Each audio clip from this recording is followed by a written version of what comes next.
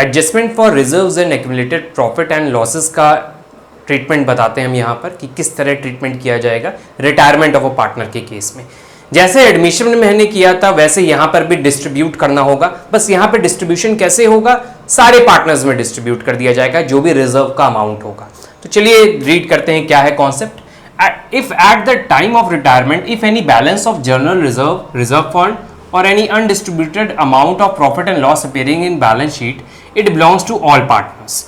देखिए अगर रिटायरमेंट हो रहा है पार्टनर का, उस समय हमें अपनी बैलेंस शीट में general reserve fund, profit and loss का डेबिट या क्रेडिट बैलेंस दिख रहा है तो वो सारे पार्टनर्स को बिलोंग करता है, जितने भी पार्टनर्स है इंक्लूडिंग रिटायरिंग पार्टनर ऑल्सो। तो वो जो बैलेंस है वो रिटायरिंग पार्टनर का और जितने भी पार्टनर सबका है, तो उसका क्या करना है, to all partners and should be transfer to their capital account in old profit sharing ratio. तो जितना भी रिजर्व का बैलेंस होगा या प्रॉफिट एंड लॉस का बैलेंस होगा उसको कहां ट्रांसफर करना होगा, पार्टनर्स कैपिटल अकाउंट में ट्रांसफर करके हमें खत्म करना होगा। किस रेशियो में करना होगा, ओल्ड प्रॉफिट शेयरिंग रेशियो। ये सिंपल सा कॉन्सेप्ट है, आप माइंड में बैठा लीजिए। जितना भी रिजर्व होगा, reserve fund, profit and loss का डेबिट या क्रेडिट बैलेंस होगा, उसको ऑल पार्टनर्स, जितने भी पार्टनर्स है, रिटायरिंग पार्टनर्स को भी लेना होगा, साथ में सबको बांट देना होगा। कैसे होगा, उसके 3 केसेस बनेंगे। देखिए प्रॉफिट हो सकता है, लॉस का बैलेंस हो सकता है या कुछ स्पेसिफिक रिजर्व्स हो सकते हैं। तो देखिए क्या दिया, सबसे पहला प्रॉफिट का जो बैलेंस जो रिजर्व के फॉर्म में बनता है, जनरल रिजर्व होगा तो आपको जनरल रिजर्व को डेबिट करना होगा, रिजर्व फंड को डेबिट करना होगा। अगर जो बैलेंस दिया होगा उसके अकॉर्डिंग एंट्री करनी होगी। अगर क्वेश्चन में सिर्फ जनरल रिजर्व दिया है तो सिर्फ यही डेबिट होगा, क्रेडिट सारे पार्टनर्स हो जाएंगे ओल्ड रेशियो में। तो देखिए एंट्री क्या होगी,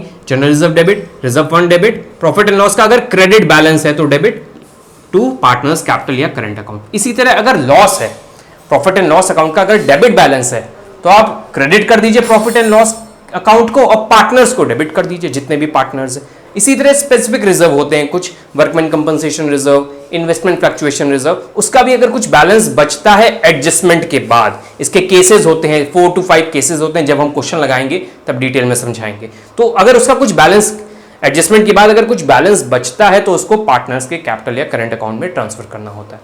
तो ये तो हो गया पूरा कैसे एंट्री कैसे पास करनी है। नेक्स्ट वीडियो में हम आपको क्वेश्चन लगा के दिखाएंगे, इन दोनों का क्वेश्चन एक साथ करवाएंगे, इसके जो केसेस हैं उसको अलग अलग करके हम आपको शो करेंगे। तो चलिए फर्स्ट 2 केसेस पे एक क्वेश्चन कर लेते हैं, जिसमें पहला केस था एक्यूमुलेटेड प्रॉफिट को कैसे बांटना है और दूसरा जो केस था वो हमारा था एक्यूमुलेटेड लॉसेस को। थर्ड केस स्पेसिफिक रिजर्व पे है जो हम बाद में सारे केसेस को लेकर एक क्वेश्चन करके दिखाएंगे। तो पहले हम फर्स्ट 2 केसेस के से पे रिलेटेड एक क्वेश्चन कर लेते हैं। क्वेश्चन दिया हुआ है ABCD पार्टनर्स है 4:3:2:2 में और C रिटायर हो रहा है and remaining partner decide to share future profit in 5:3:2। On the date of retirement there was a debit balance of 30,800 in profit and loss account. देखिए 4 पार्टनर है, एक रिटायर हो रहा है, रिटायरमेंट के दिन हमें पता चलता है कि प्रॉफिट एंड लॉस अकाउंट का डेबिट बैलेंस चल रहा है 30,800 का, और नीचे देखिए दिया जनरल रिजर्व का भी बैलेंस है हमारा 11,000 का। इन दोनों को बांटने के लिए हमें जनरल एंट्री पास करनी है। तो चलिए सिंपल सी एंट्री पास कर लेते हैं। हमने एंट्री पहले से बना के रखी है।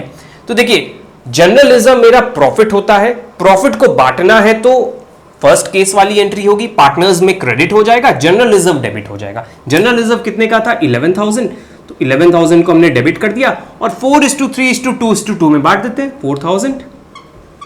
डिस्ट्रीब्यूट करने पे 11 है तो हमने डायरेक्ट बहुत इजी हो जाता है डिस्ट्रीब्यूशन। तो ये 11,000 को मैंने 4:3:2:2 में बांट दिया, 4, 5, 6, 7, 8, 9, 10, 11। तो ये तो डिस्ट्रीब्यूशन हो गया जनरल रिजर्व का। अब प्रॉफिट एंड लॉस की क्या एंट्री होगी, ये केस नंबर 2 है जो हमने यहाँ पे भी बताया था। केस 2 में था लॉस होता है, अगर एक्यूमुलेटेड लॉसेज होते हैं तो ये एक्यूमुलेटेड लॉसेज है। कितने के लॉसेज हैं 30,800।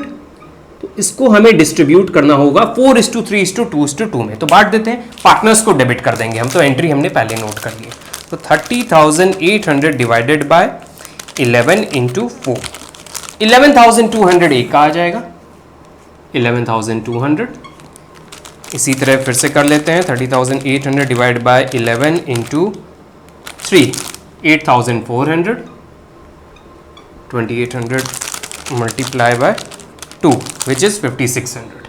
तो डिस्ट्रीब्यूशन हो गया हमारे प्रॉफिट एंड लॉस अकाउंट का। तो चेक कर लेते हैं टोटल सही है कि नहीं। +8400 प्लस 11200, तो ठीक है 30,800 आ रहा है।